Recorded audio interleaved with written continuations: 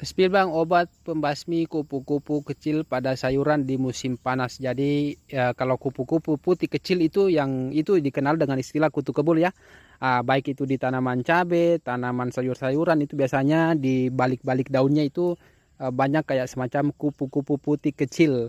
Kalau di tanaman cabai, itu kutu putih itu dikenal dengan istilah kutu kebul. Itu bisa menyebarkan virus Gemini pada tanaman cabai kita. Daunnya kuning keriting dan tidak bisa diobati. Itu untuk kutu kebul.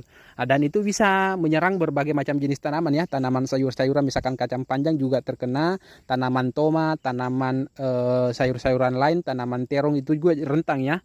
Itu yang pertama yang bisa kita gunakan, yang pertama itu misalkan menggunakan bahan aktifnya imidacloprid, misalkan merek dagangnya Avidor, Bespidor ataupun Tridor. Itu bahan aktifnya imidacloprid. Mau yang bagus-bagus bisa gunakan bahan aktifnya imidacloprid spirotetramat, misalkan merek dagangnya Movento. Ini lumayan kuat ya. Dua bahan aktif, bahan aktifnya imidacloprid spirotetramat. Terus yang ketiga bisa gunakan misalkan bahan aktifnya flupiradipuron, misalkan Sifanto.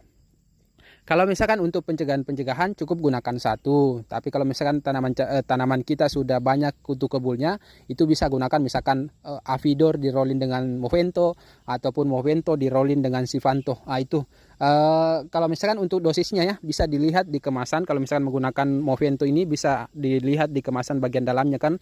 Ini kan ada beberapa lapis ya. Dosisnya dilihat aja seperti ini.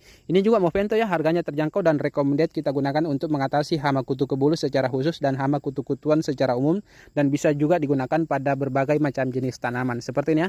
Kalau misalnya menggunakan Movento, ini bisa cek di keranjang di bagian pojok kiri bawah.